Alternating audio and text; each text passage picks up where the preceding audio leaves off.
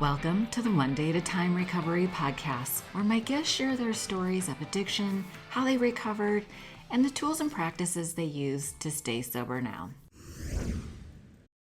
Well, Brock, thanks so much for joining me today. What an honor. Listen, you were on, it's been a minute. It's been a minute since you were on. Yeah, and obviously you didn't invite me back right away, so it really probably wasn't Oh, that good. Let's be honest. no, it was amazing. Um, and I reached out. We just sort of jumped on. I didn't prep you too much, but the reason why I reached out and I was like, I've been following you on TikTok. I see all the work that you're doing.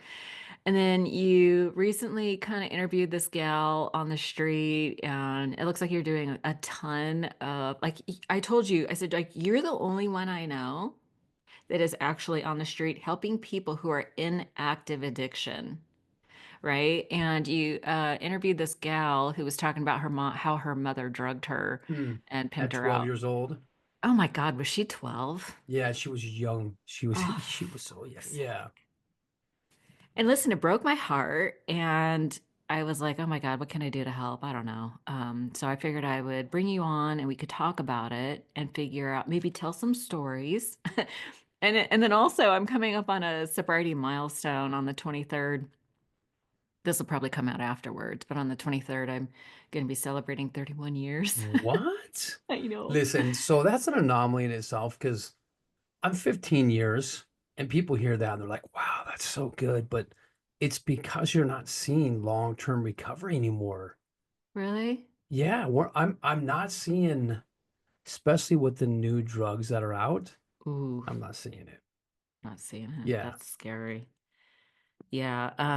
And I kind of can't help but wonder. I see a lot of young sobriety on social media and stuff like that, and I'm all about it and I love it. And there's like a tons of sobriety podcasts and stuff like that. I'm all about it. But sometimes I get feedback like, "Oh, you've been sober so long. Do you even remember what it was like?" And I was like, "Are you Yeah. what? What do you think keeps me Yeah, sit sober?" down, let's talk about it. Yeah, so let's talk about Yeah, it. So here we are. I thought we could talk about some of the work that you're doing, and then we could talk about some stories. Like I remember my stories. I know you remember your stories. yeah, But let's talk, and then I kind of would like to kind of round it out with hearing about some of the stories that you hear, because your feet, boots on the ground, so to speak, yeah, talking to people in active addiction. Um, do you want to do a quick recap of sort of your story? for sure. So like I said, I'm 15 years sober. My addiction Congratulations. started in the police department when I Isn't was that run wild? over. Yeah. I mean, it wasn't really because of the police department, but that was just the caveat. That was the where the accident happened. Okay. And so went in there, got run over, experienced multiple surgeries, multiple prescription medications.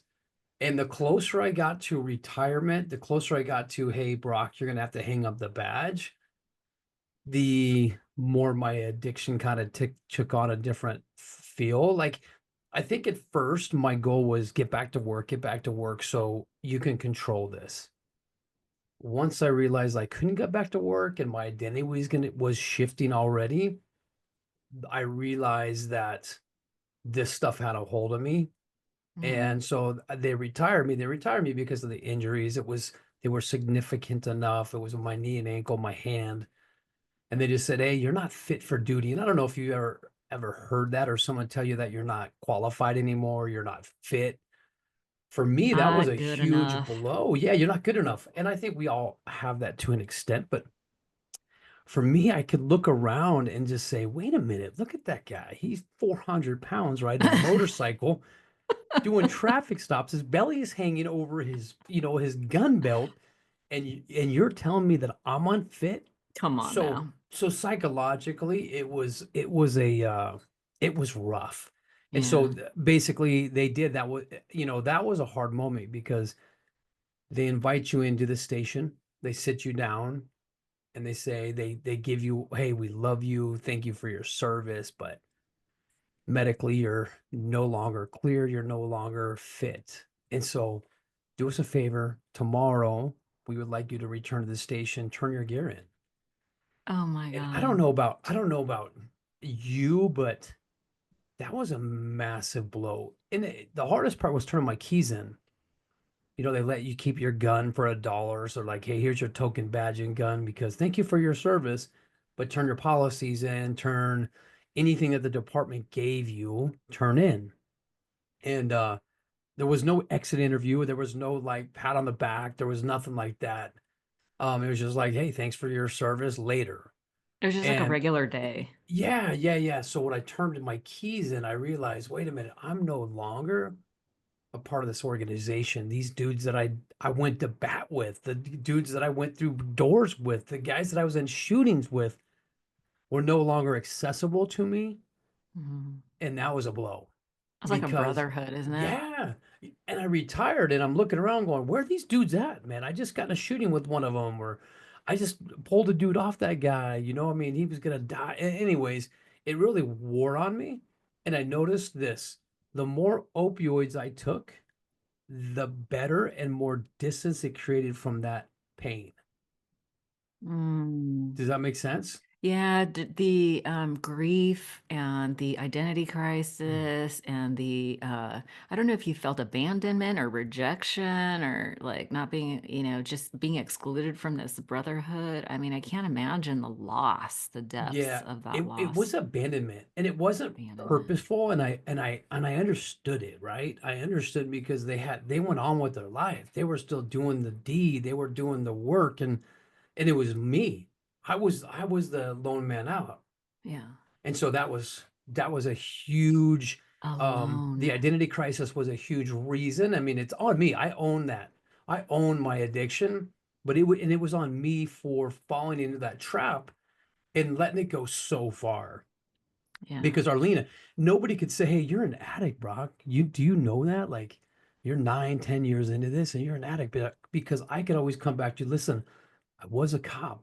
Look at these scars. I got run over. I have doctors giving me this medication.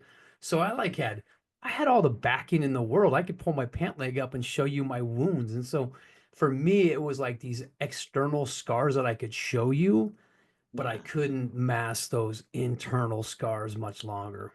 I Yeah. know. I feel like we all reach that point of it's just unbearable. Mm. Unbearable. Yeah. So how did you get off of it? I detoxed by myself. Oof.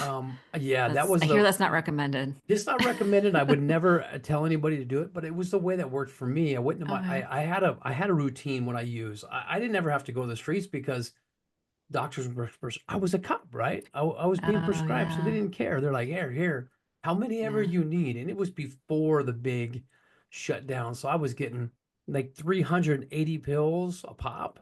Oh my Yeah. So God. like I didn't ever have to seek it. And then I could go in and say, hey, doc, that stuff, man, it made me sick. Can we try something else? So now I had a load of 380 pills, and they just gave me another 300 pill, you know. And Yeah. so And you were working the system. I was working this system. I was doctor shopping and playing and Mhm. mess. But so what I do is I wake up in the morning, have my pills on my next to my bed on the credenza. I'd take a pill, take some water, and then I'd start my day. Well, on this one occasion, I reached over and the pills were gone. Like there was nothing there. I'm like, the water was there, but I didn't prep the night before, which is weird for an addict not to do that.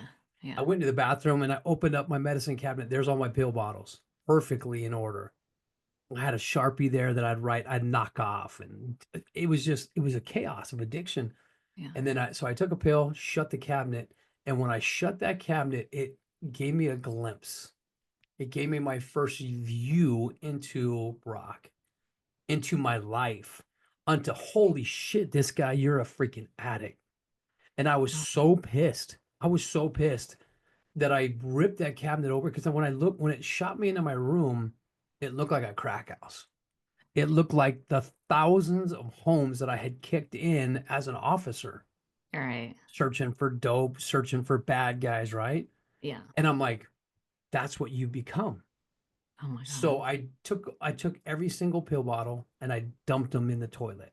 Now, biggest error, biggest mistake of my life, best decision I ever made. But like, if you could say, hey, don't do this, don't try this at home, that would be Hmm. it. Like, I dumped them out of anger. I didn't dump them because it's like, okay, well, today's the day I'm getting on. No, it was just like, I'm In a tired fit of of this rage. crap. I'm pissed. I hate Yeah. you. I hate and when I finally Oh, looked in the mirrors, the first time in 10 years that I actually saw myself, and I hated what I saw. Like I oh, looked away. I still remember that. I'm like, oh, I hate this guy. So when I dumped him, all I could think about was, man, if I had a scuba diving suit right now, I would jump in and grab those things. I'd be like, oh my gosh, it was such a bad idea. And so yeah. then I was kind of stuck. I'd just been to the doctor. There was no refills available. And I told myself 100 times, okay, Brock, you're gonna do this. You don't have to use so many pills. You can just stop. And I had never detoxed. I was never without a pill. In I nine was years? never without, never. Wow. I didn't have to because I could just go to the doctor and he'd give me a refill. So from the Like time of your accident, that's when you started, and then to the end, you didn't use anything before your accident? You nothing. were I mean, I had been iron. injured before in an accident and then used pain pills, and it did not have an effect on me. I Okay. wasn't initially addicted. I loved them. I loved the way it made me, Yeah, I get that. but perception and motivation was different. I was Mm, getting back to work. Doctors were telling me, "Hey, this isn't a severe injury. You can get back." So like my goal was return to work, get off the pills. So that was easy, right? mm, Because I had motivation, I had a purpose, I yeah, was there. yeah, But when yeah, I didn't have it, when they're telling me, "Hey, you're retired now," I'm like, "Oh man, what can I fill that void with?" So that's what it was. So I detox. yeah, 7 days in my shower by myself, shitting myself, peeing on myself, restless leg syndrome, like I thought my leg was gonna blow up. My eyeball was shaking. I thought my eyeball was gonna pop out of my head. My backbone was I honestly told myself one time I'm on all fours in the shower and I'm just like, I can't keep throwing up. Like I have nothing else in me. And I yeah. consciously said, Brock, if you throw up again, your backbone's coming out your mouth. You know when you're dry heaving, it's like nothing's coming out. That's where I was at. I was like, Yes, I'm dude, I'm familiar. something is shooting out my mouth. Like literally, I felt like my backbone was gonna break, and the Wow. only exit was through my mouth. And I'm like, oh my, this is, and so and that leads to the addiction. That leads to what we're seeing on the streets. Great segue into that, Yeah, because the fear of detox, the fear of that pain, the fear of doing that alone is I could never do it. The reason I don't use today, this year I had hand surgery, shoulder surgery, you and did. neck surgery where they fused my neck, and I did not take a pain pill. You And didn't. it's not because I'm tough, it's because I remember 15 years ago like it was Yeah. yesterday. So that the question that you started off, hey Brock, do you remember your addiction anymore? You've been sober so long. Yes. Intimately, I can tell you every single emotion, every Yeah. fear. I can talk about it because it's real, Yeah, it right? is. So, yeah, there we go. Yeah, it is. No, that's really good. I was thinking back about and somebody asked me that. They're like, "Oh, you've been sober so long. Do you even remember what it was like?" Because I do coaching. I do sober coaching for Yeah. people. There's just like some people who will never go to AA or whatever. It's fine.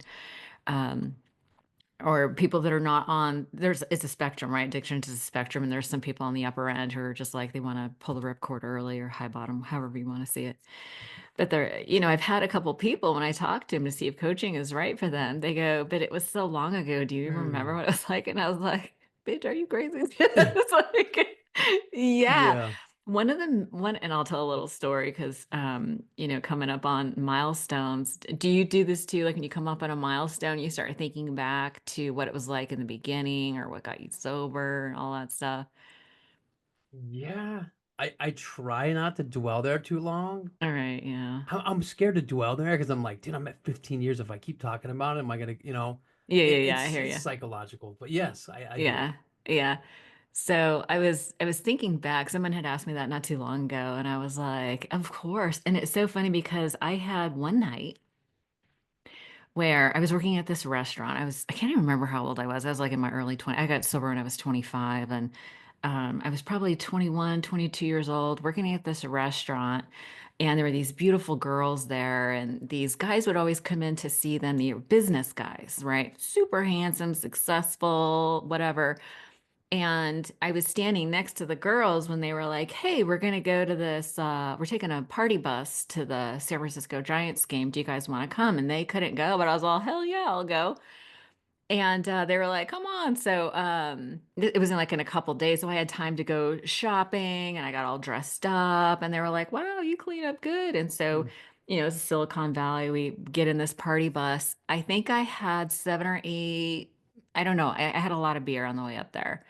And then and this is, it only takes like an hour to get there, mm, right? So I'm hammered by the time we get there. And then they had these passes to the Giants club, like where all the players' wives go and hang yeah. out before the. And so I don't really remember a whole lot other than I was sitting at the table with these fancy people and I vomit at the table. I hurl at the table. And all I remember is people being like, whoa, like they all like catapult away from me. And they ended up going to sit in their seats. I didn't have a ticket on me, so I didn't know where they were sitting. And the medical staff that's at it was Hmm. Candlestick at the time, they came and got me and put me in. I just remember being in this room and I just remember somebody yelling at me, "Tell us when you're gonna throw up." That's all I remember. And they were like, "Where are your friends? What are their names?" And I didn't know anybody's last name. And so they didn't know what to do with me. So they took me out to the parking lot. And this is in Oakland. I'm My 21 years gosh. old, hammered alone. And, there are all these, men out there like selling tickets or t-shirts or whatever. And I remember talking to this one guy up for a little bit, and I find the bus, and the lady bus driver wouldn't let me on the bus. And I'm bawling, I'm crying, I'm a total disaster, right? The game ends, everybody comes back on the bus, and I'm still like a wreck, and I'm crying the whole way home, and everyone's like, "What?" And overheard the guy. They weren't sitting with me. They were sitting wait, and they were like, "Oh my God, that girl." And they were like laughing about me. And I just remember getting back to my car an hour later and driving home Mm, drunk. And I woke up the next day so humiliated, so humiliated. And that is the night that I remember when people go, "Oh, would you ever consider drinking?" Like, no. mm, The shame and humiliation that I felt man. because these guys kept coming back in the restaurant, and every time I saw them, I knew exactly what they were thinking about me. And I was like, my mama did not raise me to be this girl. And I still continued to drink and get hammered after that. But when I think about like my worst night, that is right up there with some of the worst nights. Mm. So alcohol was your DOC? No, it was actually weed. Okay. But it's interesting. The first time I ever used, I was about between 8 and 10, and it was alcohol. And then I started smoking weed probably when I was like 14. And then when I was in high school, I used to go to this Southern Baptist church. And the pastor's daughter was a big stoner. And one day she goes, "You know what, Arlena? I am high so often that not being high is my altered reality." And I was like, I want to be just like Oh my gosh. Yeah. she I was could see my it. hero. But yeah, I was always high, but I was a binge drinker, so I didn't drink every single day, but when I drank, It that's was how it went on. down. It was on. I was the party till you puke girl, so Mm. yeah, I definitely remember, those nights of throwing up all night. I used to wake up with those little red dots, petechia, Oh man. broken Quit blood blowing them vessels out. under my Yeah. eyes. Yeah. That's crazy. That's the kind of girl I was. Had a girl. Yeah. And now you're sober. We Now gotta I'm we gotta wrap sober. that. Yeah, we gotta say, okay, we're still sober though. Yeah, but that's why though. Yeah. I was not unclear about my powerlessness or my unmanageability. I was not unclear about that. Mm. But You knew it. you know what it was? I just couldn't let it. I didn't have a sufficient substitute for a long time. Okay. Yeah, and so and So then what is it now? What is your substitute now? I was heavy involved in 12-step programs. Okay. for a long time. I was in San Jose and there was like 800 or 900 meetings a week. So they'd be, and they were high quality. I used to always go to the bougie side of town where all the fancy people were, Okay. because I wanted to be like them. But I was around people who made their sobriety their number one priority. They had a higher power that made sense to them, that they could turn their will and their life over to the care of. And to me, that is sort of like, do you hear that people misunderstand that as abdicating responsibility? Not really with who I work with. Yeah, right. Probably not people Yeah. you work with. Yeah. Yeah. But I've heard, some people be like, oh, I don't get that. That's like you're abdicating responsibility. But it's not. It's actually being willing to be present in the moment and following you like your internal guidance, like following the joy. Like we know at a gut check level, like the Yeah. next right thing, like whether we should be doing something or not. And that's really all I'm talking about. Mm, I But, like that. yeah, but it's like higher power, sobriety is the number one priority in community. So, but today it's a little bit different because we moved almost 6 years ago to Idaho, and they don't do it right out here. No? What part of Idaho? I'm just kidding. The Boise area. Okay. Nice. Yeah, no, I love it here. But I was always told that when you move, that they always do it different. They do it different. They do it different. So it was a little bit of adjustment, but I'm like you, where I'm just like immersed in it all the time. So I talk to people in recovery every single day. I have all kinds of self-care that I do every single day. Okay. I So want to that's hear some of your self-care. What are your favorites? Oh my gosh. So, I went to a women's meeting not that long ago, and she read about step three. And I don't know why it struck me like a bolt of lightning. Mm, This idea of, I'm kind of in a funky place where, my kids are about to leave the nest. One's in college. He's going to graduate probably in about a year, but my little one's going to move in a couple weeks. And I'm in transition, like with work. It's like, well, what do I really want to do? And I've kind of do you ever go through those periods where you feel a little bit lost, like you're not oh, really sure? It was, totally get it. Yes. I'm in midlife, it's like, what do I want out of my life now?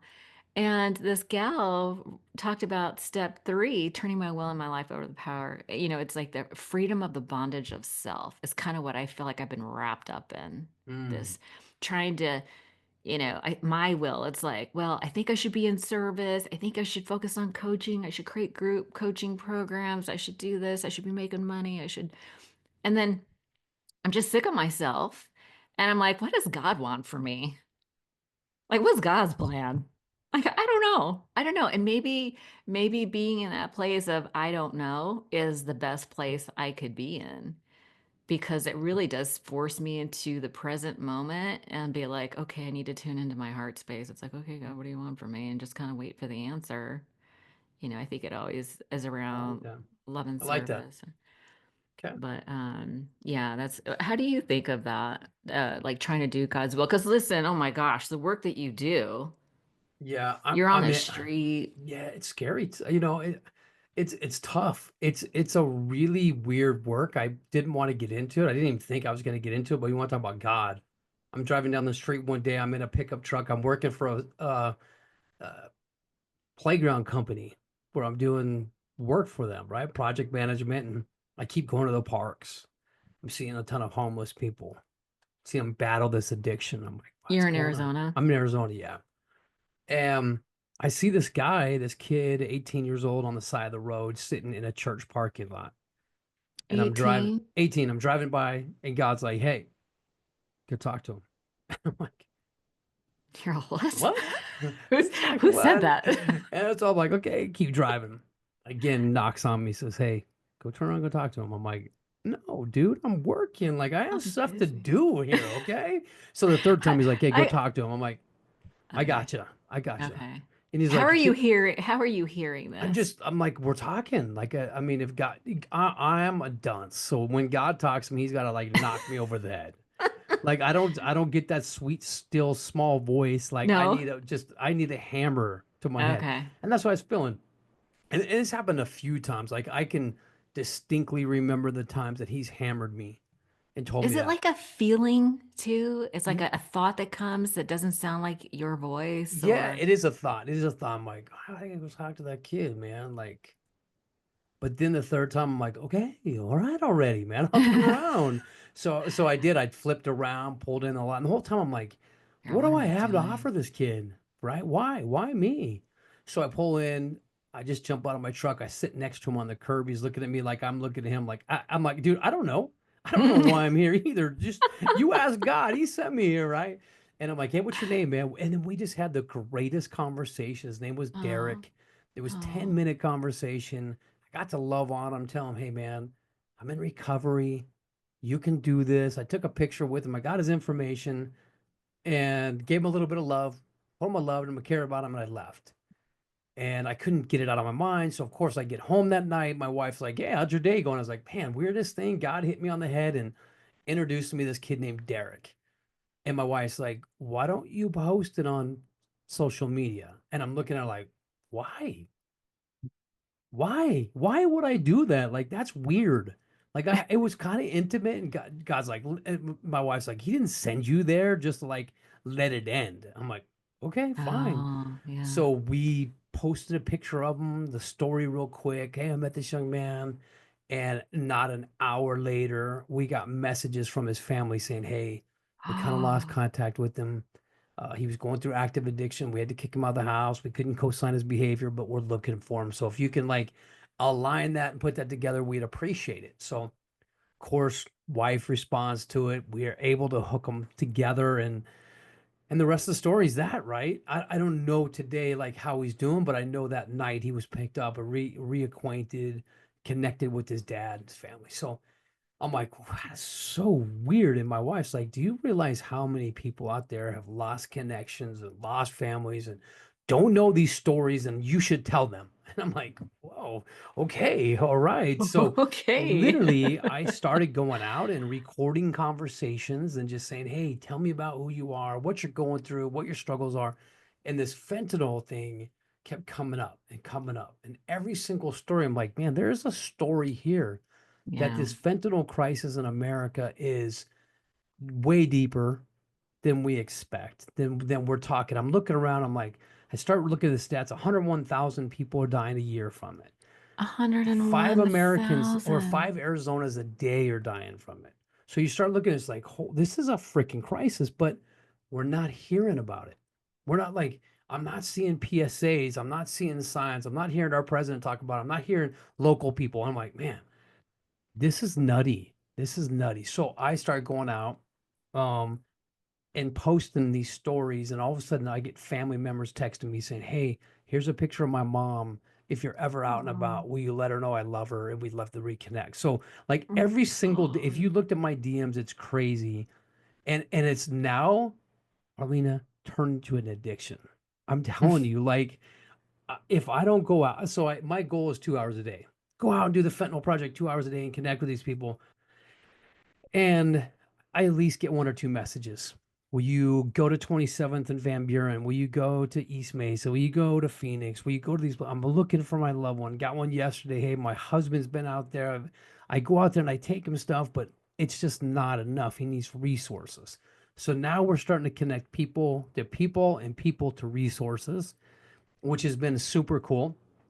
Along the way, absolutely pissing the cities off, right? Why? Because we're bringing this information to light and we're talking about it and like why aren't you doing, and we're calling out government officials like, hey mayor, this is a block away from your facility where this lady died in an outhouse.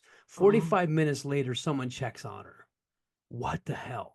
Like, why are we not doing better? So those kind of things, we're posting about it, and we're talking about it, and it's just, it's kind of like, I mean, I think we hit over 100,000 people now following. And so that's, so at least we know the message is getting out there. Now, not all messages back to us are wonderful. They're like, hey, that person should die. Why are you even talking to that person? That person's an addict. There's pregnant women on there having kids. That person should die. Why is she oh bringing it? my God. It's like, holy cow. So you got to be able to decipher the positive comments and the negative comments, but we are educating as much as we possibly can. And what's Mm. crazy is we're seeing these themes and trends coming into Arizona because we're first line of defense. It's coming through the border. It's smack dab in our communities here, and then Yeah. from here, it's leaving. Does that make sense? It's going. I What mean, what go town are ahead. you in? What I'm in town do you Mesa, so Mesa? Phoenix, Mesa are like brother sister. They're so Okay. close together. You know, we have this metropolis of Phoenix, but I mean, I'm 15 minutes from the airport. Yeah. So that's what you're seeing, and but what's crazy is because it's coming here first, we're seeing all the trends first. So when Mm. I started this about 2.5, 3 years ago, all you heard about were these blue pills, blues and blues and blues, right? And they're these little fake M30s that look like a hydrocodone or oxycontin, right? They Hmm. look just like it. They're stamped with the M30 on it, and everything is perfect, right?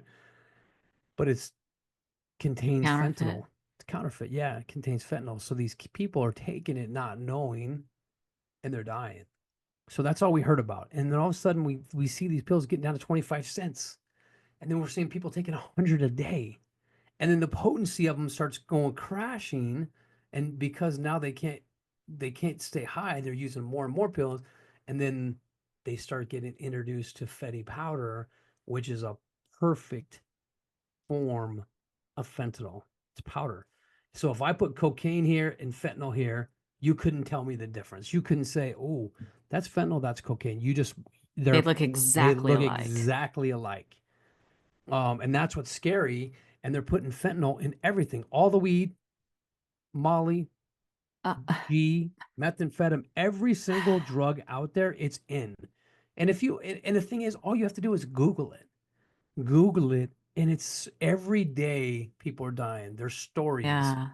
but they're not talking about it. So we have this Yeah. absolute epidemic, and it's attacking our youth. It's attacking like our 14 to 25, Mhm. right? That's who's being inundated with this stuff. And Yeah. so that's the problem is that's why we're educating. We're trying to let people see these trends, let people know how to use Narcan. And then every time we get something figured out, the cartels are changing the game. Like first it was the blue pills, and then it was Fetty, and now it's xylazine, and then it's nitazine. There's all this stuff. It's like, dude, our kids, I mean, damn, they're just going I through. would not have survived. Oh my gosh, right? And that's the I took thing. I mean, everything. I told God, I thank God every day. Thank you for just giving me an opiate addiction. Because you know what I mean? Like really, because I don't think I Yeah. would survive this fentanyl addiction because it's so potent. Yeah. And it what's crazy if you go on and like I know there's so many videos on there now, like I can't even tell you, like go to this video because there's so many, but if you Yeah. when you start going through them, I have nurses on there. I have people of high intellect, right? And not saying that they're immune to it, but these people are in the system. They know what fentanyl does. And they said, "Hey, I hurt my back. They cut me off from the pain pills. I went to fentanyl and in 3 weeks lost everything." Just Three gave everything up. weeks. Yeah, and I'm telling you, this stuff is just it zaps you. And do you remember the old mug shots they used to do to scare people on the Oh yeah. methamphetamine? Like this is 1 week on me, you know what I mean? It like goes through and it Yeah. shows the demise. Like Yeah. it's insane It's with this stuff. accelerating. It's accelerate. Yeah, yeah. And people are dying. I mean, last night I was in Phoenix and we Narcan one lady at the top of the stairs. Like she was You did? literally falling down the stairs. She Like, had just been released from the hospital. She had her ID from the hospital. She had her fall ID on, like fall risk. She's at the uh-huh. top of the stairs because all she wanted was to be released from the hospital, taken to this hotel where I was working, and to get her drugs, to get back in her wheelchair, to get back on the streets. That's the insanity, cunning, baffling, powerful that we don't So talk about powerful. in addiction, where it's like that person's an addict, that person's a piece of shit. They need to, it's like, bro, you have no idea what is really happening to that individual. So that's what we're Yeah. trying to show. Really, that's where the page is now shifted is like, let's educate. And Arlena, the problem is most of the stuff that we record, we can't even show. We How just it's come? it's so potent, it's so gnarly. The wounds from the xylazine. If I showed you a picture, you would be absolutely blown away You on need what to it's text doing that to. to me. I'll text it to you. Yeah, yeah, I need please. to see Just so, and I'll show you, and you can post it. You can. morbid I mean, it's curiosity. nothing. If your viewers want to see it, they can go. I'll send you pictures, and you're just like, holy cow. But the problem And is these are, I'm this. sorry, I just sorry to interrupt, but I just want to understand these wounds that you're talking about. How are they incurring these wounds? Are these injection sites that are infected? Are they, Yeah, what are they? good. That's a great question. So it's remember how the meth used to have to kind of get out of the body? It had to like so when you use meth, it has to go somewhere. So it has to it create like they start picking and it Oh, starts to yeah, create yeah, yeah. wounds and it starts coming out of the body. Yeah. So xylazine, different than fentanyl. Fentanyl is an opiate. Xylazine is an animal tranquilizer that veterinarians use to put down large animals like Oh my God. elephants and zebras and horses and stuff. Is xylazine like legit? You can Google it. And the cartel is now putting it into the drugs because of the potency. So if you see somebody, if you're driving in your community and you see someone like you've seen the videos where they're just completely Yeah. bent over. That I just saw one recently of a guy in a blue shirt and he was like bent over. He had a Yes. backpack on, but he was just standing in the middle of nothing and just bent over. And So you're like, that is xylazine. he was on xylazine? Yeah. So xylazine's in it because it isn't sedation. It just knocks you out. But here's the problem. It doesn't work on Narcan because it's not an opiate. Narcan So doesn't work on that? it's not an opiate, so it doesn't go in and Oh, knock them off. So shoot. that's the problem. So now that's why we're seeing 12 canisters of Narcan being used on these people to bring them back to life. It's insane. And the reason I it Does will it 12 bring him back eventually? with CPR and all that, yeah, with medical intervention, you got to Oh get my them up, you got to get them. God. It's just so scary. But the reason I tell you about the wounds is this is the mindset. I want your listeners to get in the mindset really quick of someone in active addiction. So they have these massive wounds on their bodies. Okay. Mm. Now, if I go to the hospital, they're only going to give me so much morphine. They're only going to give me so much painkillers, right? Because the threshold in the hospital is this is as much you can get of an individual. If I don't go to the hospital and stay on the streets, I can stay completely out of pain because I can take as much fentanyl, which is Oh, I also see. right. I Yeah, can I take see. as They much don't go, fentanyl yeah, to deaden the pain. Like I want to show you. I wish I could just show you right here because I don't know, but I don't know what your viewers would say. But just so you can kind of get in the mindset, and it's yeah. not one picture; it's like 1,000 pictures You of just have people tons just of, have massive wounds on them. And I'm like, okay, I get it. We're like, why don't you go to the hospital? Why don't you go get this leg that's absolutely infected, dripping out with pus? Why don't you go yeah. get checked? Because they can't get me out of pain. Well, Ah, so that's compelling because I don't know about you. I've been in pain before. I don't yeah, want to be yeah. in pain, and our minds don't allow us to be in pain. Right. So it's like, what's the next best thing? How am I going to get out of pain? So that's So that's the, the yeah, cycle. that's the They're cycle, in man. pain, they stay on the drugs, the infections get worse. And Yeah. are they I'm sure they're like losing limbs, they're dying.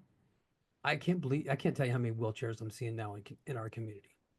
It's insane. Wheelchairs, like all the Never, homeless people in wheelchairs. I've never seen them like, what the heck is going on? Yeah. Wheelchairs, thousands of them. Oh my God. It's crazy. So I Yeah. mean, yeah, it's the insanity of addiction, and I'm a proponent of I believe addiction is a choice. Okay, I know we people have so many In the decisions. beginning, maybe? Yeah, I totally believe because when I was using, I always had a choice. I always had a decision and a choice whether I was going to use, how much I was going to use, when I was going to stop. I did. Now, do I believe it changes? Do I believe it changes into now a disease? I do. But at first, I believe that every single one of us have a choice because we all have a choice to get sober too.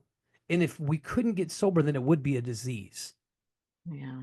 right? So we have to be really, and we do have to kind of be careful by saying, well, you have a disease that's telling you to do this.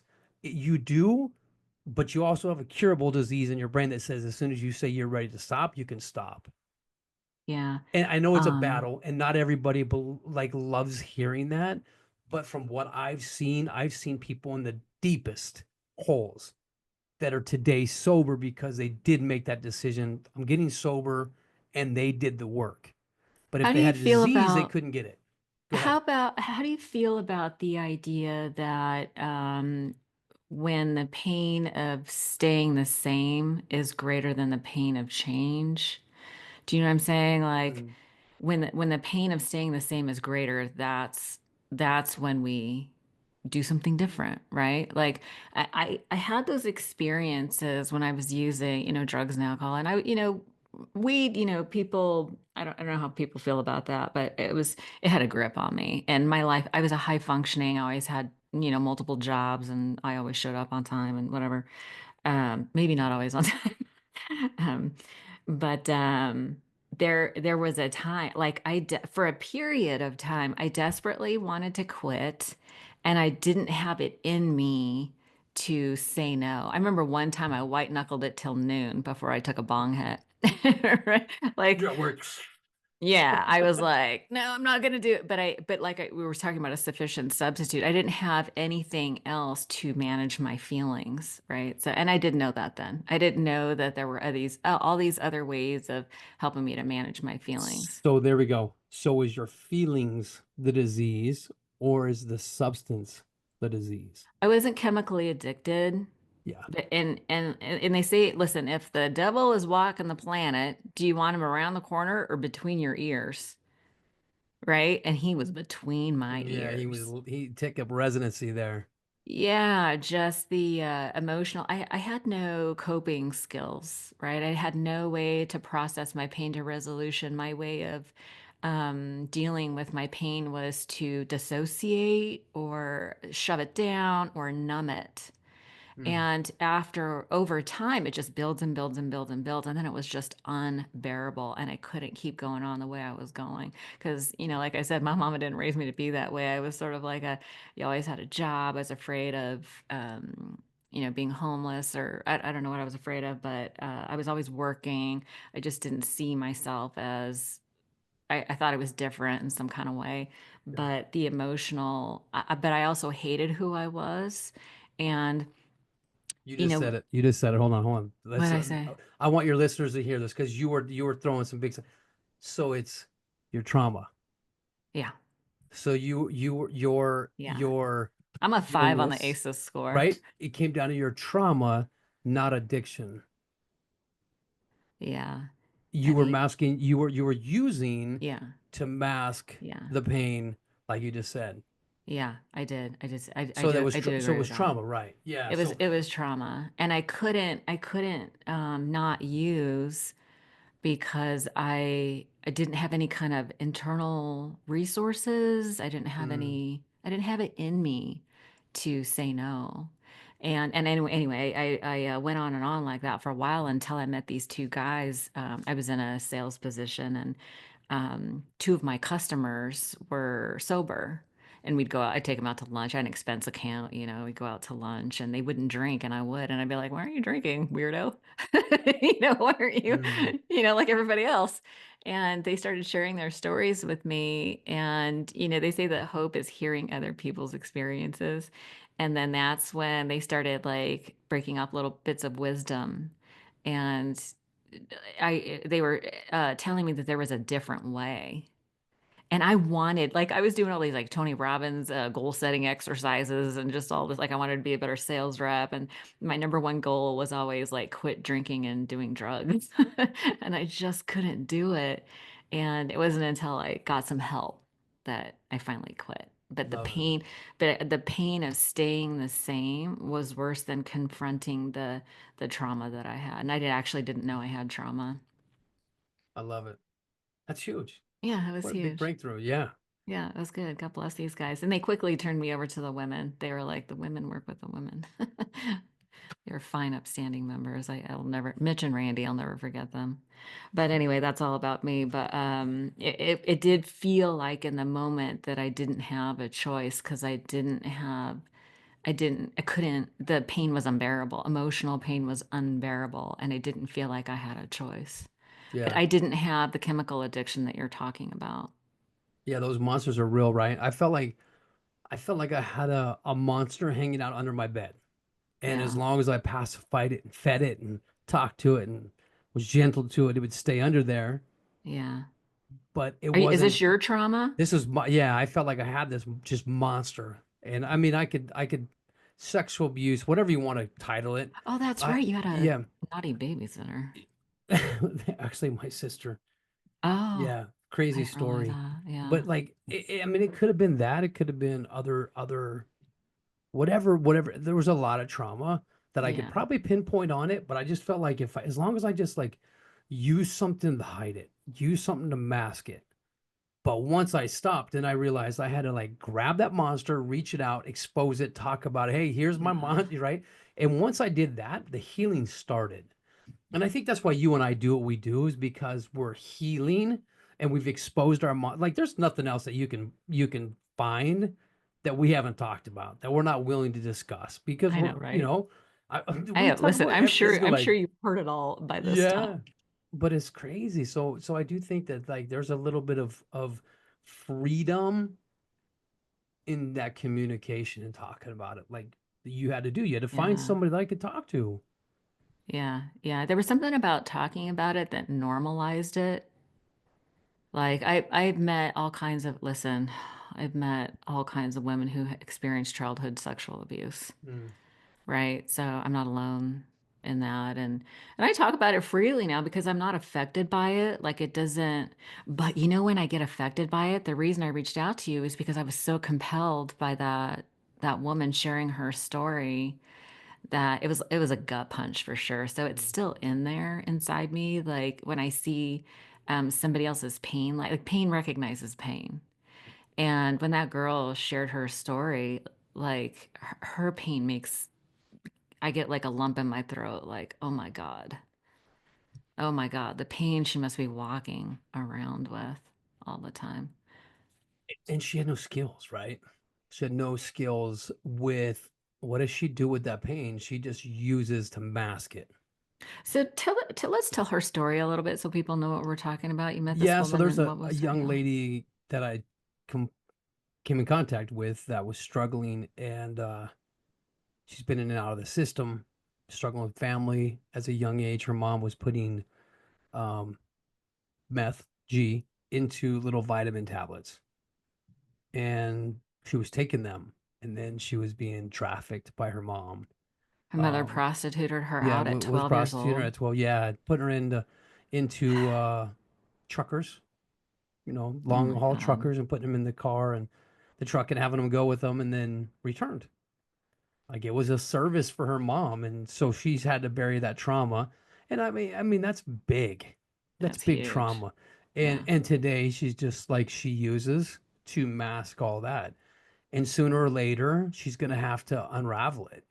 And so that person, that therapist has got to be ready to be competent to hear her out and walk through her and let her know that yes, your story is massive and it's probably still seriously affecting you, but you can get through this. And I think Yeah, that's the people do. message. Yeah. Yeah, I've interviewed, so I've done about 370 something interviews at this point. I've talked to many women who've, prostitute, childhood sexual abuse. They can heal. But I think resources are it's difficult because like this gal, she's on the street. I don't know what kind of resource. Like, does she have a place to stay? Does she, she's on the No. street. And our resources here in Arizona are a band-aid on a bullet hole. Yeah. Really, that's all we are.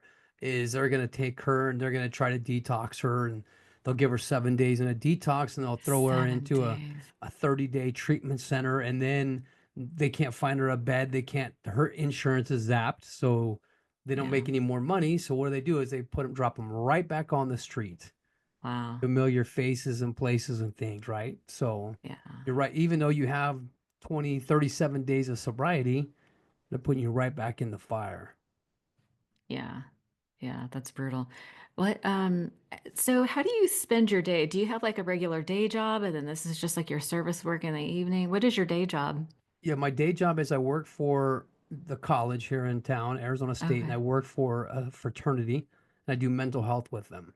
Oh, you do. Yeah, so I do mental health for men. And Okay. then when I'm done with that, and what's been really cool is I've been able to kind of merge both of them. So they actually, it's interesting. So I was going to their home and meeting with them in the home, and it was just like, I'm like, this doesn't work. Like, I need to get these guys out. They need to see what's really happening. So I'll go pick them up at Arizona State. I'll get them in the van or wherever we meet, and then we'll go serve for 2 hours. Okay. And so what's crazy is whatever they're going through is not that big of a deal.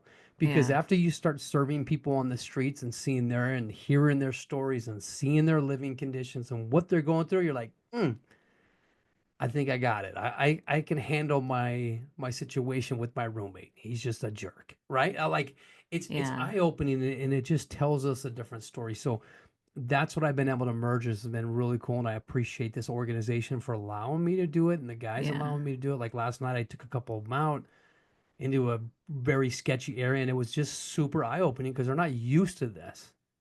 They No. come from No. very affluent if you're in a Yeah. A fraternity, fraternity. you're pretty fluent. Yeah, Yeah. you're not living in the dumpsters and stuff. So it gives them a different perspective of life.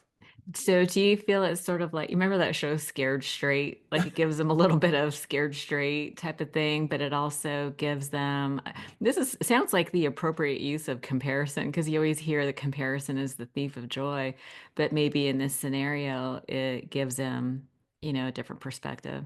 Yeah, totally. It does open them up. It gives them a different perspective on life and what they're going through. So Yeah. I would totally agree with that. Yeah, that's amazing. I have a family member. I don't want to give names. I've never had permission to talk about this, but a family member went to Arizona for college. I can't remember which school, but four of their friends died because they either thought they were doing cocaine or I don't know what they thought they were doing, but like they probably got counterfeit. And Hmm. he lost four of his Not friends. surprising. Yeah, and it's just this idea that kids are playing Russian roulette when they're getting drugs off the street. We had an incident in my own home where, we moved to a new town and our kids don't know anybody. They're home all the time. I'm thinking that they're safe. I'm like, oh, the boys are just upstairs playing video games and, they don't really know anybody here. What I didn't know is that now they can have drugs delivered on Snapchat and I didn't know that. And my one of my sons was behaving really strangely, and I was like, "What are you on?" And we found some blue pills. They were probably counterfeit. We took him to the hospital. They didn't. They did some screening. They didn't know what it was. I don't know that they don't. I don't know if they test for fentanyl or not, but they didn't know what In it Idaho? was in Idaho. Yeah, Yeah. and we were terrified, and some people thought that we were overreacting, but the more I found out, it was sort of like the cat's out of the bag, and then so the truth starts coming out. And I didn't know that. I thought he was safe. He was in his room. Like he very well could have died. You wouldn't have known. I'm in the business, right, of helping people, but things have changed so much that I didn't recognize what was going on, and I didn't know about all the counterfeit stuff. I didn't know how easy it was for them to get it, and we sent him to rehab out of state just so that he could get a break, get some space from what was happening, and he's been okay ever since. But Let me show you this if you don't mind. not at all. So when I was a police officer, I worked undercover. Okay. When we bought dope, when we had transactions, it was an ordeal. Like we had cover teams, we had guns, we had people watching us, we had covert surveillance. Like it was the real deal. And it was probably one of the scare other than a domestic violence like that's happening live, in real time, Yeah, a drug deal is probably one of the next scariest things because it's volatile. You don't know what's going to happen. You don't know if they're good guys or bad guys or they're trying to rob you. You don't know. So you're on this massive high alert. Okay. Now change it completely. Today, our youth, your kid, your son can go online and purchase fentanyl, testosterone, any kind of anything anything. out there, they can contact the drug dealer. They never have to see them. They never have to speak to them. They don't know who they are. They don't know where they live, where they're coming from. They can deliver the dope to your doorstep, leave, and paid without totally contactless with It's all zero contactless. communication. It's all contactless. So the fear of going down in some shady Oh alley and picking yeah. up dope is gone. It Like doesn't there's happen anymore? no. I mean, it probably does. Yeah, it still It does. probably There's does, still yeah. hand to hand. We see that all the time. But I'm Yeah. saying like with our youth, they don't need to. They can get it delivered to them. So investigations are tough for these police Oh my departments God. because It's all like digital. it's all digital footprint and they do it through emojis. Like I actually have a thing that shows a drug deal based on emojis, What does that and look like? I'll send it to you so you can see Okay. it, just so you can see. Yeah, and it I'll, will I'll tell post you. I'll post a Yeah, picture in post the a show picture. notes in case parents are like, "Oh my God, could this be happening to my Yeah, kid?" and so you have to be alert. And like you don't even have a conversation. I'm gonna send you emojis, and that's how my drugs are picked up. So I had a ER nurse lives out of just down the street from us. She works in the ER. She knows what's going on, right? She Yeah. sees this every day. Her daughter, same situations at home. One night calls mom, "Hey mom, can you order me some food off Grubhub?" Sure. Pays for it. She actually paid for the fentanyl that killed her daughter. So it Oh, was come delivered on. to the home through Grubhub. Okay, they just were manipulated it, but it came through Grubhub. Mom paid for it. The drugs were delivered. She used it. The next morning when she went to check on her daughter to take her to get her nails done, she was dead. Oh my God. So that's what's so scary is like we if you're a parent, Whew. you have to know what's going on. You have to be alert. You have to pay attention. You have to see the signs, just like you did. Son, something's up. You're not the same. What is it? Yeah, And going through their phones and like it's okay. Parents are like, I'm a hands-off parent. I don't want to be involved. I don't damn it. You gotta be involved today because it's not the same as when we were kids. Like it we is smoked weed not. as a kid, we had no threat of dying. No, no. No threat. We can smoke as much as we want. All we can do is be high Yeah. and hungry. Okay? That's it. Really tired. But today these kids are dying They're from dying. vapes that are marijuana vapes. So guys, it's just Vape. like there's so They're much we putting could talk. fentanyl. They're putting Yep. fentanyl in vape. Yep. Yeah. Oh my God. Scary. It's so scary. Yeah. And when I saw your when I pay attention, I see your videos and I was like, I can't, I shake my head. I was like, I don't know how you do it. What is this? Okay, there's two questions. I want to know, like, I want to end with like, what can we do to help? But what is this doing to you? Is this trauma? Is this like re-traumatizing you? Is it, I mean, just like when I reached out to you, I was like, you're the only one I know. And you're like, yeah, it feels like that sometimes. And I just wonder, what is this doing to you? Yeah, that's a great question. I have a great team. I do have people in my life that are really good that talk to me and communicate. I'm super active in the gym. I go to the gym twice a day. Um, Is that just stress management? just stress management. Yeah, Okay. because I better out than in, right? That's what Shrek always says. So I want to get it out. I want to That be is out, Shrek. and it's key is and doing these kind of things and talking about it are like the Yeah. reward. Because hopefully we're Oh, talking to some people here that are listening, like, hey, this is great information. Thank you. So yeah. my goal is it's hard getting this Educate. stuff. It's hard seeing it and hard record. I got like 36,000 videos on my phone. It's just insanity of how much we really have. Yeah. But I can tell you the last couple weeks has been really hard. Has Like it? yeah, it's Why? just I'm tired. I'm You're tired. I mean, tired. it's just heavy. It's You know, heavy. it's going out every day and seeing people's demise. So those wins that we get when we get people into recovery, we see people here sober. Those are wins for us. Those are like Yeah. blessings. So we need Yeah. more of those. We need more of Yeah, we need those. more of those. Yeah. Do you maybe set some boundaries around maybe taking breaks, maybe not every day, or maybe recruiting other people who can step in occasionally, I or do. I do. And I do and I you? do I do take people with me, so that breaks it up a little bit. I'm not by myself, so it's more like, hey, I'm trying to educate. So Yeah. that's good. And Yeah. I have kind of slimmed it down a little bit. My Good. wife's like, "Hey, we need to spend a little more time together." So Okay. that was a great wake up call too.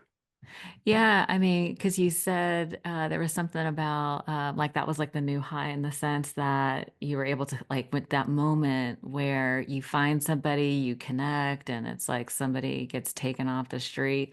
Like I could see how that would be like a new high, like, oh my God, we saved somebody, because that was us. That could have very easily been us. That is us. It's That us. is us, One right? decision away. One decision Yeah, away. that's it. Yeah. Yeah. I want 'em yeah, I want you to take good care of yourself. You're Thank doing, you. I yeah, appreciate it. you're doing amazing work. And what do people need? Like, what are you handing out? Are you handing out food, clothes, water? What do you need? We everything. So Arizona's right now we're just empty of water. So water's a big thing for us. We get Narcan through the state, but hygiene kits are probably the biggest need we have. What's a hygiene kit? Hygiene kits, like a bag, Toothpaste, toothpaste, toothbrush, soap, um, hand sanitizer, sunscreen, socks, lotions. We have a company. sunscreen. I'm going to throw a tag socks. They're a phenomenal company. They love what we do. They send Okay. us socks, so we're super blessed in that area. Okay, got Yeah, some socks. yeah. Yeah. So anything that has anything that people can use right away. Okay. So things that you use in your home. So Yeah. yeah, Yeah. I was just thinking, back when in my tech days when I would travel and stuff, a lot of the salespeople would save all their soaps and shampoos and stuff they get from hotel rooms. yeah, I want to reach out to they're all upper management now, like, over time people yeah. rise in there. Big thing. I gotta reach out to my I still Silicon take Valley it. I friends. still take my soap and give it away. So yeah, Yeah, yeah, okay, yeah. How can people donate this stuff to you? they can go to any one of our sites. So like Instagram, it's Fentanyl Project AZ, all one word. I'll TikTok's tag it this, if people yeah, can't. they're all the same. And then we have a link tree that there's some donate stuff that they can. The best way is to go to Amazon. We have an Amazon link, and they can just buy Okay. things and send it to us. That way, they know it's going to the people. Okay, yeah. So they're not, yeah, we don't even have to mess with money. They can just No, go on Amazon exactly. and send you the actual stuff. I think sometimes people worry about that. Like, I wonder Yeah, if that keeps people from wanting to donate money. You get like GoFundMe's and stuff like that, and they take a percentage, which, I yeah. don't hold that against them or anything, but we want to see that the actual resources are getting into the Not hands going of. out my pocket. I totally agree. I get it. Yeah, yeah, and it absolves you from any kind of Mm. suspicion and. So when people ask me, "Hey, what do I do?" I said, first thing is come out with me. I want you to see what's really out here. And it was crazy, where I've taken out probably 500 people. Really? There's Women too? Do maybe women go? yeah, yeah. Yeah. I try to have them bring a friend. Don't come Yeah. alone, Yeah, just yeah. because you need your friend. Yeah. Um, but when they leave, they're like, "Dude, that was the most eye-opening, and I never want to do it again." Yeah, Like I never want to most do it people do again. not want to come back. It's crazy. So I get it.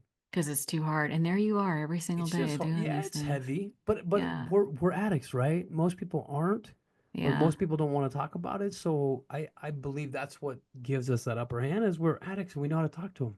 We love Yeah. them. Yeah, we really do. Yeah. Listen, you are doing the work of the Lord, Thank you, ma'am. and I see you. I appreciate Mm, you. I want to do everything I can to support you. I will leave links to all your resources in the show notes, and we'll do some social media stuff. I want to be sure that totally. and listen, it's a wonderful act of service. Like, if you feel bad about yourself today, send $20 worth of soap and toothbrushes. There you So go. Yes, yeah, we'll mood take it. follows We'll give it action. a Mood yeah. follows action.